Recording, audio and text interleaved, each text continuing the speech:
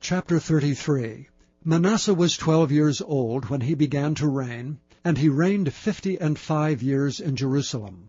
But he did that which was evil in the sight of the Lord, like unto the abominations of the heathen, whom the Lord had cast out before the children of Israel.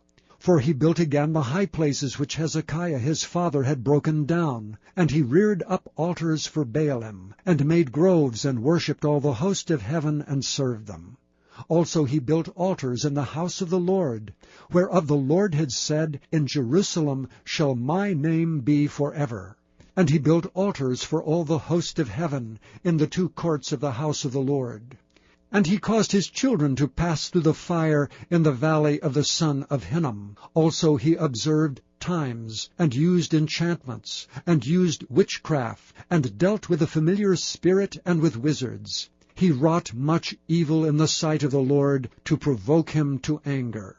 And he set a carved image, the idol which he had made in the house of God, of which God had said to David and to Solomon his son, In this house and in Jerusalem, which I have chosen before all the tribes of Israel, will I put my name forever. Neither will I any more remove the foot of Israel from out of the land which I have appointed for your fathers, so that they will take heed to do all that I have commanded them according to the whole law and the statutes and the ordinances by the hand of Moses. So Manasseh made Judah and the inhabitants of Jerusalem to err, and to do worse than the heathen, whom the Lord had destroyed before the children of Israel. And the Lord spake to Manasseh and to his people, but they would not hearken.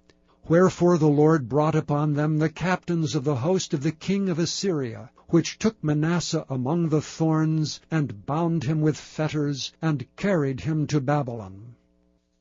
And when he was in affliction, he besought the Lord his God, and humbled himself greatly before the God of his fathers, and prayed unto him. And he was entreated of him, and heard his supplication, and brought him again to Jerusalem into his kingdom. Then Manasseh knew that the Lord, he was God. Now after this he built a wall without the city of David, on the west side of Gion, in the valley even to the entering in at the fish gate, and compassed about Ophel, and raised it up a very great height, and put captains of war in all the fenced cities of Judah. And he took away the strange gods, and the idol out of the house of the Lord, and all the altars that he had built in the mount of the house of the Lord, and in Jerusalem, and cast them out of the city. And he repaired the altar of the Lord, and sacrificed thereon peace offerings and thank offerings, and commanded Judah to serve the Lord God of Israel. Nevertheless the people did sacrifice still in the high places, yet unto the Lord their God only. Now the rest of the acts of Manasseh, and his prayer unto his God, and the words of the seers that spake to him in the name of the Lord God of Israel, behold, they are written in the book of the kings of Israel. His prayer also, and how God was entreated of him, and all his sin, and his trespass, and the places wherein he built high places, and set up groves and graven images, before he was humbled. Behold, they are written among the sayings of the seers. So Manasseh slept with his fathers, and they buried him in his own house, and Amon his son reigned in his stead. Amon was 22 years old when he began to reign, and reigned 2 years in Jerusalem.